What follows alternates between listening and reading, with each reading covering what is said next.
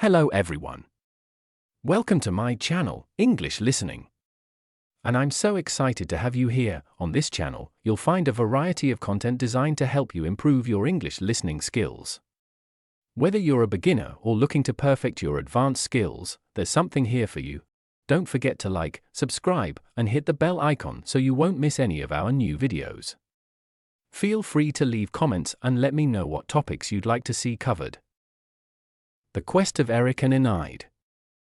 While Enide was still living with her father in proud poverty, she had a dream in which she could see a candle-lit chapel deep inside a stone castle. A knight and a young maiden in a simple white dress knelt, heads bowed, before the altar.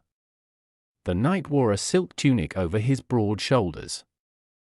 On his heels were golden spurs.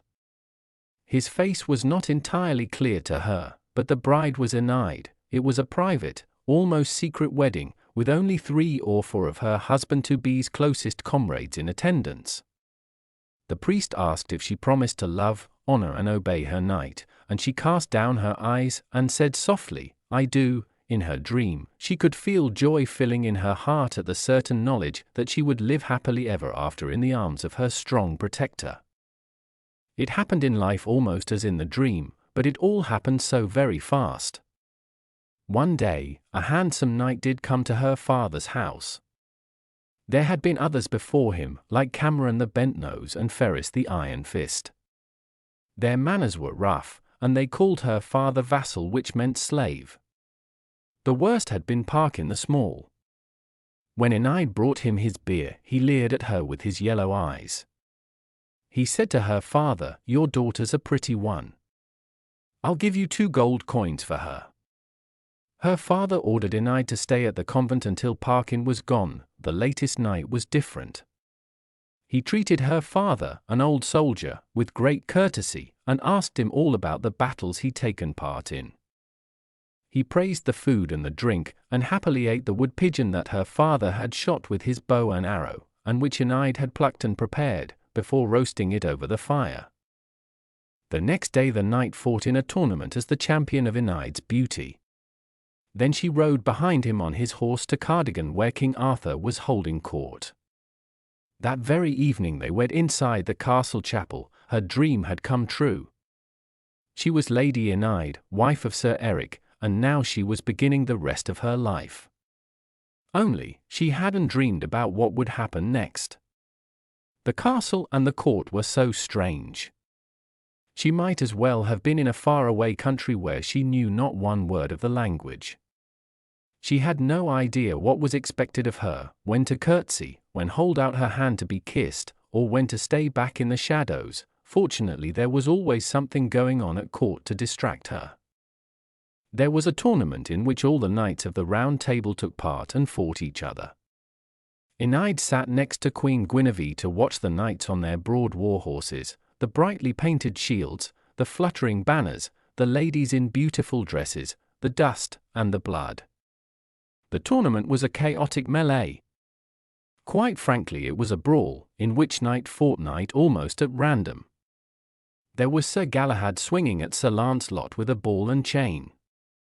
The ball demolished Lancelot's shield into splinters, but fortunately did no damage to his skull before he could ride off.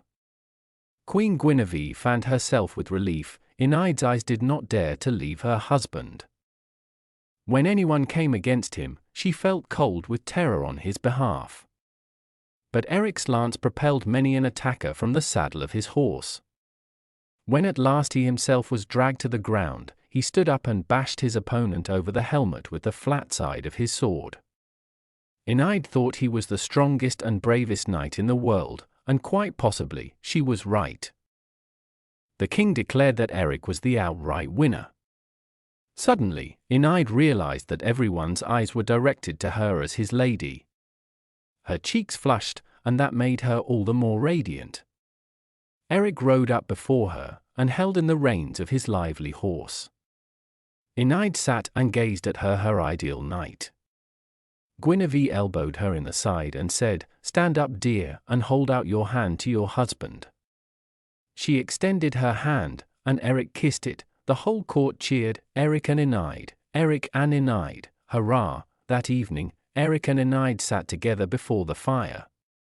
The serving maid filled their silver goblets with sparkling wine from the vineyards of Devon. Eric said to her in a quiet, confidential voice, "I have spent 5 years here in Wales, in the service of King Arthur. I have fought in 12 battles and more tournaments than I can count. That was all fine when I was alone, but this castle is no place for a delicate young girl. Very soon, my beauty, I shall take you away from this rough life, back to my father's Devonshire kingdom. There you will find things are more comfortable. Your father is a king, yes, my princess, he is king, second only in wealth and power to King Arthur." On the morning of their leaving, Queen Guinevere embraced Enide and wished her the same happiness that she had found as Arthur's queen. Arthur presented Eric with a sword and scabbard studded with precious stones. To Enide he gave 6 chests filled with gorgeously embroidered dresses and bed covers. Prince Eric and Princess Enide rode with 40 knights and 40 pages and serving girls. Their journey to Devon took 5 days, but as they approached Eric's home, word reached his old father that his son was on his way back from his service to King Arthur, and that he was bringing with him a bride of radiant beauty. The king said, "My prayers are answered. Thanks be to God that I have lived long enough to see Eric's safe return." He ordered that the way be prepared for them. The hooves of Eric's and Enide's horses trod over silks and tapestries strewn over the road. As they passed through the city, clouds of blossom rained down on them from high windows. The church bells rang out. Doves were released from towers.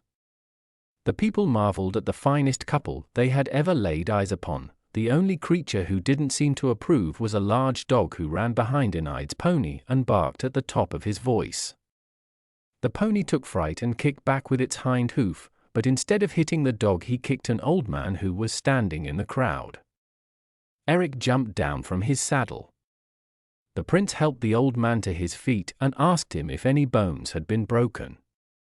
Enide almost cried because her husband was so good. Inside the keep of the castle, the king and Eric's 6 younger brothers and sisters all embraced him in turns. The youngest sister, whose name was Ethel the Fair, took Enide by the arm and told her, "I thought that Eric would never find a beauty to match his own good looks, but now I see that he has indeed found a worthy match." Now Enide began the life of a princess. Every day a duke, an ambassador, or family member brought her a new present. It was her husband who outdid all the others in his generosity. She had jewels, dresses, perfumes, ingenious toys, dogs, hamsters, and sweet-singing birds. In the evening there were dances, music and games. In the morning, she lay by Eric's side until they rose at noon. In the afternoon there were walks through beautiful gardens, bathing in the spa, and gentle pony rides across the hills. The sweetness of all these pleasures was that Eric was always at her service. He was indeed her ideal knight, but he was so perfect that it was, perhaps, well, just a little bit frustrating at times. She tested his patience. When they were due to go out riding, she kept him waiting for an hour while she dressed. Another time she told him to go back and change because his grey tunic did not suit him. But not once did she provoke a single scowl or reproach from him. Yes, perhaps he was too perfect. He never wanted to leave her side. When there was a tournament, he did not take part himself, but equipped his 10 finest knights to fight in his place, and instead spent the time with her. He rarely went hunting. He did not go looking for dragons to slay. All his thoughts were of love, not war. People began to talk. Enide heard it first from the servant who was preparing her headdress. She asked her what Eric had been like when he was a boy. "Oh, quite different, my lady," she replied. "Before he married he was much more interested in manly things like swords and javelins. Now it seems that he only has thoughts for you, my lady." Somehow this answer did not quite please Enide. She wondered if it was a good thing that her husband should be entirely devoted to her. She spoke to Eric's sister, who said that yes, she too had heard talk of how her brother had given up the life of a knight. The people were comparing him to Paris, the Trojan prince, who lay all day with Helen while the war raged around the walls of Troy. Even his brothers were growing impatient with him. These words greatly troubled Enide, though at first she made no mention of her worries to her husband. At last one summer morning, as Enide lay by her sleeping husband's side, she began to weep and lament softly. Am I the cause, I the poor cause that men reproach you, saying all your force is gone? I am the cause, because I dare not speak, and tell him what I think and what they say, and yet I hate that he should linger here. I cannot love my lord and not his name, and yet not dare to tell him what I think, and how men slur him, saying all his force is melted into mere effeminacy. Oh me, I fear that I am no true wife. Tennyson. As she wept, her tears fell onto Eric's chest and face and awoke him, but his head was still fogged by sleep. He half heard her words, and he understood only the gist of what she said. In this state of semi-awakeness he felt angry and betrayed that his wife should reproach him for growing soft and weak. Why, if it was not for him, she would still be a poor girl with a single white dress. He had made her a princess and his future queen, and this was all the thanks he received. Right through his body he felt a sharp pang that hurt far more than any wound he had received in combat. He hurled his huge body out of the bed and turned and spoke to her in rage. Why you think I grow soft? Do you? You long for a life of battles and hard blows, do you? Well, make yourself ready, for we are setting out on a quest, you and I, and you shall learn the true meaning of your foolish words. An hour later, Eric was dressed in full armor on his war horse. Under his arm he held a long sturdy lance. Enide sat on her pony. In her heart, she deeply regretted her words. Oh, why did I speak so? She asked herself. I had every happiness, and now I have lost it all through my foolishness. Eric and Enide rode out onto the moors.